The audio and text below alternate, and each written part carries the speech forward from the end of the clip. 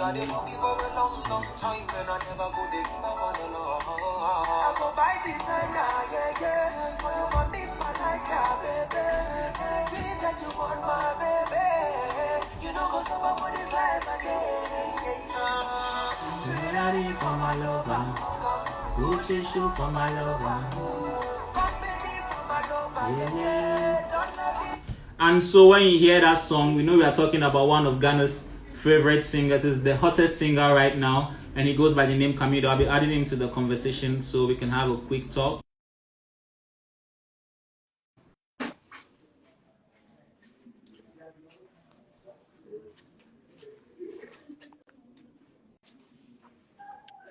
All right, bro. Hey, Finally, what up? Yeah, man. Sorry about the whole. No, it's fine. It's fine. We know. We understand. Nice one, Charlie. We can't start this conversation without talking about the World Cup. Did you watch the draw? Yeah, I watched it. I was actually seated and watched it from the beginning to the end, bro. What are your thoughts? I mean, the highlights and what Ghanaians have been waiting for is Ghana's group. What are your thoughts? What do you think? Yeah, I just think it's calm. Like I think it's calm. Like for me, I want our people to win more. Like I want them to score more. Like that's me and my team. We normally look out for like I wanna really do the work. And so it's like if I'm being awarded, it's like no one can question it. Do you understand? Yeah, and that's just how I love my stuff. So I'm like, I want my people to really like go in more than like they did. I'm really like happy that they won, you know, but we don't want to win on that calculation thingy. Do you know what I'm saying? Like, I know, right? Away goal and all of that. We just want our people to just like, you know, go hard and yeah, man, finish it proper. So yeah, I'm proud of them actually, but I just like I want to pick them up to just do more. Yeah. But are you a football fan yourself? I only watch football in very like few cases. Like for example, if Ghana is playing, or if my brother is playing. My brother is a footballer, you know. So if he's playing, yeah. Or maybe Chelsea. Right. I'm a Chelsea fan, so maybe Chelsea, my brother, or Ghana. Yeah. Okay, nice. And one of our Ghanaian politicians wants to buy Chelsea. So, anyways, so we're looking at the draw. We have Portugal, we have Korea, and then we have Uruguay. What do you think are odds? The Black Stars. I don't know. These guys are like they can surprise you, man. Like they can play with Brazil and still win Brazil. They can play with like any top team and still win. And you know what I'm saying? So for me, I have a lot of hope in them. I just I pray that they go there with all, you know, discipline and, you know, energy, just like play and win. Like all we want is for them to win, bro. Like it used to be football. Like football used to put Ghana on the map like so large. You know what I'm saying? Like football used to do it for us. Like when you go around the world, people be asking of our players and all of that. So we just want that glory back. So yeah. Right. Yeah. Who's your star player on the team? I like the Ayew brothers, and I think like now there's some new players like being added, and everyone is just like doing amazing. Like I'm proud of all of them. Like I think they're all star players. Yeah.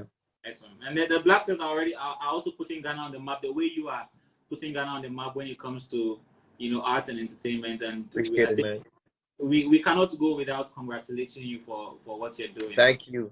Thank you so much. Today's a Friday. How's your day been?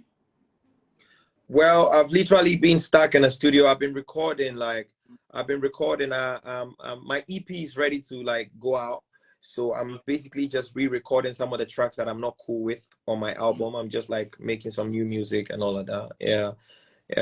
And I'm actually about to make an announcement like with regards to an announcement with regards to like my remix of Sugarcane and all of that. So yeah, just be on the lookout for them. Yeah. So yeah, you are like one of those artists that make a song, they go back and then they come back and like, no, I don't like this, I don't like that. Yeah, you're that kind of artist. Yeah. I'm like, yeah. and it always works for you, doesn't it? It works for me. Yeah, it works for me. Like it works for me. Nice. So that brings me to this question. What's your creative process like when you're Yeah, it's just me loving the beat. Like I have to love the beat, or like if I like the beat, then um I'm gonna be like jotting down. It's like literally jotting down like melodies and choosing the best for like each verse or intro or whatever.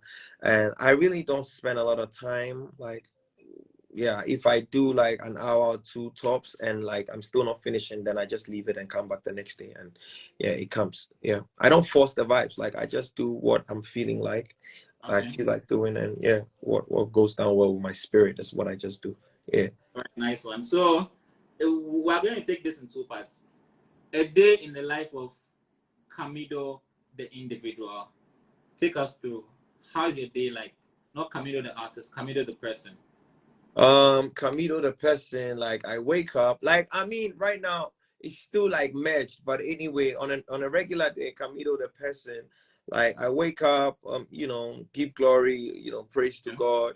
And I hit up, like I just check my WhatsApp, and I just check my WhatsApp on my IG or whatever and see what's popping there.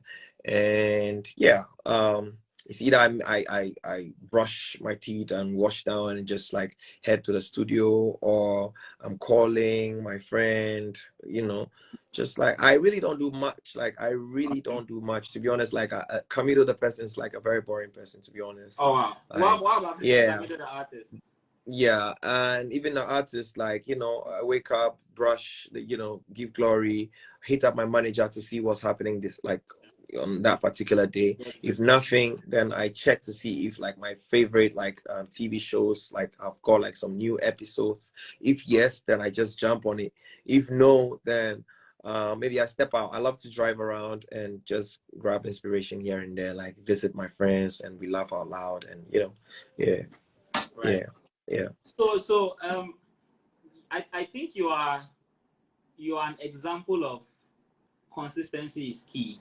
The reason I say this is, For My Lover was out 3 years ago.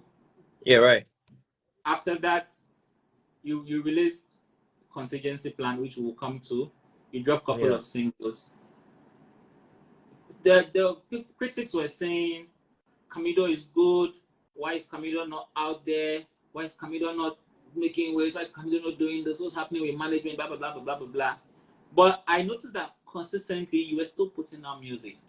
Yeah. And then Sugarcane came. Yeah. What went on between For My Lover, Maria, and then Sugarcane? Well, I'm an artist. This is my work. This is my career. So if I'm gonna be looking for just hit songs, then I feel like I'm gonna be a very rigid artist. Do you understand? Like as an artist, like we have to go through the phases. Like it begins at the point, and even in like regular life, we are born as infants and we grow and we become adults, and that's like the greatest points of our lives. And then we grow and become like grannies and all of that. So at a certain point, there's so much energy that like keeps you there. And in every business, they go to the top and then they have recession, so it happens. It's the same way. That's how I see like my work. And so you can't always have like hit songs. You can't always have those songs that kind of like even Sarkodie has like he did Boga Boga and all of that, and he had Adonai, and he had other songs, he had Illuminati, and so it keeps going like that. So for me, I view it like that, and so I don't always like put my mind on making a hit song. I would love to make good songs. Okay. So at some point, that good song just becomes a hit song for some reason, one or two, whatnot. Do you know what I'm saying? So yeah, that's just how I am. I love to make good songs. Like I don't compromise, make the process at all. Like, oh, put this there because this is what is trending now. That's none of my shit. Like, I don't do it. I love to just make quality music at every point in time, and I keep flowing. At what point that God decides to make any song a top hit song, I'm like, yeah, that's a blessing. Yeah. Yeah, because you're speaking with so much maturity, and then being a young artist, to be able to understand stuff like this, normally people would assume that the pressure will get to you. Did the pressure get to you at any point? And how were you able to build this resistance and then for you to be able to understand what you just explained to me? Well, I don't think that the pressure has ever gotten to me, though. I don't think it has ever gotten to me. Maybe like you know, it's like if you have the biggest song in the country, and you can beat like a certain amount for your shows, and they will pay you that amount. So you'll probably not be making as much as the people with the big songs are making, but only if you understand that it's a process. Then for me, that's just how I see it. I like there were times where I was taking a certain figure, and there were times like right now I'm taking another type of figure. You know what I'm saying? So like it has never gotten to me. I only know that like it's the process. I allow myself to go through the process. That's basically I just allow myself to go through the process. I don't think it has ever gotten to me where I decide to like make some type of stuff because of no. I've always just been like solid as like I am right now. Yeah. Okay. So why contingency plan? You probably may have answered this question a number of times, but a lot for of those times, that will be hearing it for the first time. Well, I traveled to the UK to do a show, I think in 2019 or 2020, right? And yeah, when I was coming back, COVID hit us and blah blah blah. So I was like, I'm a new artist. My team was like, nah, it was not appropriate to drop an album, you know, amidst like a lockdown. So it's just better for me to just do like an EP.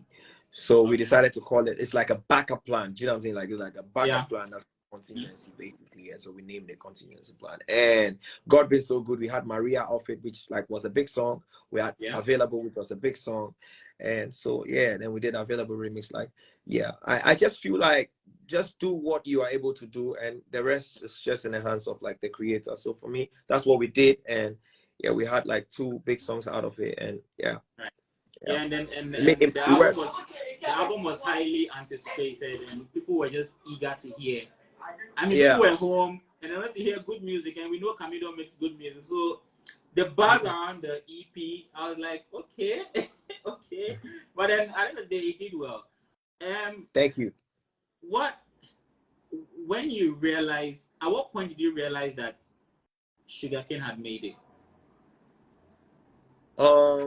I think with Sugarcane, like I actually forced it. I forced my manager for us to drop it because it's like I had made it fresh, and at that time we were still on the case of like Dance With You feature, which features Kwesi Arthur, and we were still like promoting that song. But I just said, I when I made the song, I told my manager, I was like, yo, I want us to put the song out like as soon as possible. Like, you know, it was a little confusing because it's like we're in the middle of something, but like sometimes when it just like hits your instincts to speak and you listen to them, like So when I made Sugarcane, I was like, we need to put this shit out. Like, let's put it out.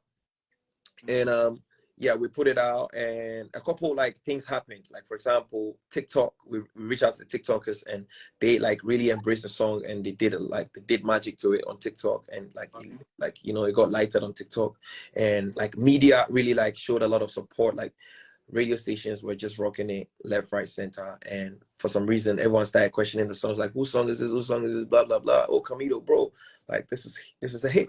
And for me, I just knew that I made a good song, and so I wasn't really like, you know, shivering or shake. Like I wasn't shaking by the fact that people started like shouting that the song was a big song.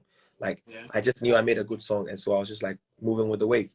Because personally, I was hearing Sugarcane, Elombini posting Sugarcane is big on TikTok. I'm like, what at all is this Sugarcane? And I know you have that Afrobeat vibe. So when I heard the song was making waves, and I go to this bar that has only Nigerians, and then the song was on, and then they were singing it line for line, word for word. And then I realized that no, if the Nigerian community is singing the song live, and then Charlie, it's gone. So it means that it was a conscious effort you put into promoting your songs, and that brings me to this issue of being conscious about promoting our music as Ghanaian artists. Do you think we are not being conscious enough? Do you think we are not doing enough PR? Do you think we are not doing enough digital promotion? What are we not doing right, in your opinion? In my opinion, in my humble opinion, I think that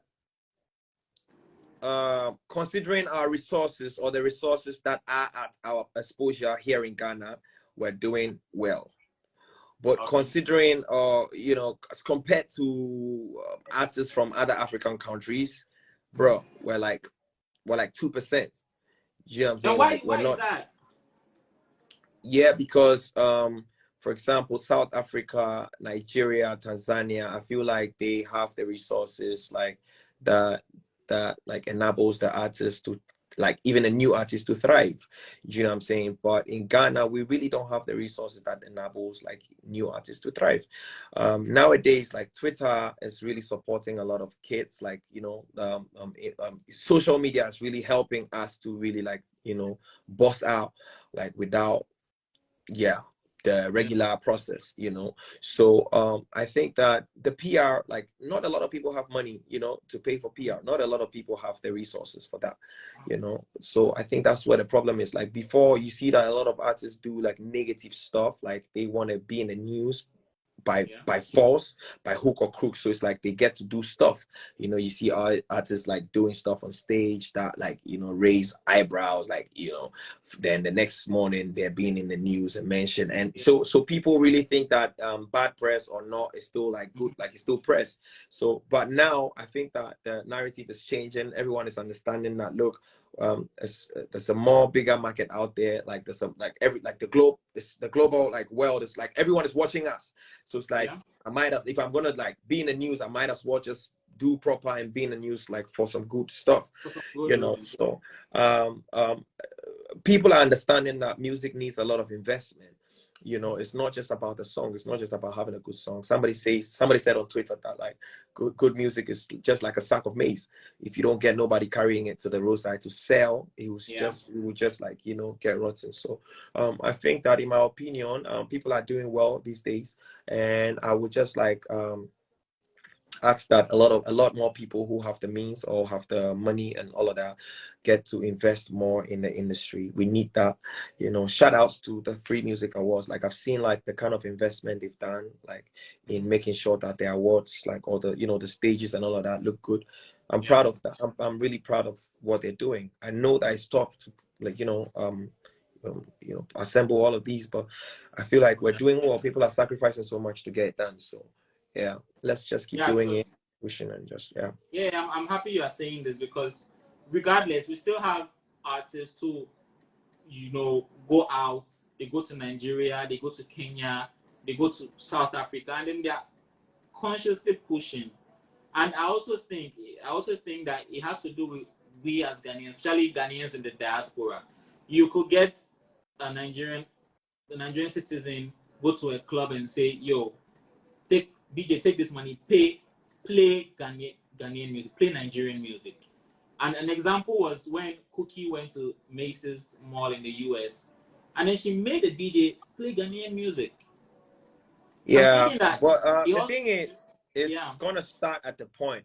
Nigeria is more of their culture. Their culture is more of like the dashing, like the show off thingy. Yeah, it's their culture. So it's like, it's natural of them to say, yo, collect this one, play this thing for me. You know, what do you want? I'll give it to you. Just do what I want. If that will help, you know. So it's got to be something that we have to inculcate. It's not like it's part of our culture. But on a general, like on a general phase, I think that we just have to be more aggressive. You know, like if you wanna generalize, I think we just have to be more aggressive with our marketing. That makes a lot of sense. You know, yeah, because for example, Sugarcane is a big song. That doesn't mean that I have to sit back and just watch it like blow. I still have to follow it up. Like, you know, I'm talking to DJs in like Kenya, I'm talking to DJs in Nigeria, I'm talking to TV stations, like, you know, like scheduling dates where I can go in there and do interviews, introduce myself to their space. You know, that's the only way that this music can stay in their space. But for me to sit back here in Ghana and say, oh yeah, it's playing out there, so yeah, man, I'm a big artist, like, it don't work like that. So I think it's just the education, continuous education. And you know, I also pray that, you know, the industry understands that every artist, be it like a new artist or not, needs to be paid for their service. Everyone is working, you know. So when that happens, then the artist also has like the means of, you know, like affording a good music video, means of affording good costume, looks good, and you know, so it builds from there. Everyone in the value chain just needs to be valued and, you know, paid, and then we grow from there. So yeah. But this is something Sadiq keeps saying, that is the whole ecosystem, and then it's intertwined. Everything supports you know, each other. And so when you speak about every artist needs to get paid, that brings me to Gamro. What are your thoughts? Have you received the call? Well, Because I I have don't really Misty know on and much it says about she Camro, received the bro. call. Like, I really Yeah. don't know much about Camro, to be honest. Like, for example, like it's like you growing up and then you realize that everyone is like, no one is getting close to like this building. You would also have that perception, like you would not get close to that building. So I'm just like, for me, I feel like there's so much on my plate as an artist, and I'm just leaving the rest for my management to handle. Like, I think we've done inquiries before, but my management came back saying, no, it's still not like, you know, it's still not lucrative. It doesn't look good yet. So we're hoping that they fix. Yeah, we're hoping that they fix whatever it is. Like, you know, so once it's fixed, I don't think I'll hesitate to be a part of it. Like, I don't have a problem with Gamro or none of that. I just think we need to have the systems fixed, and then it will look decorative enough. Like, it will look good enough for artists to want to like come and be a part of it. You know what I'm saying? Right. So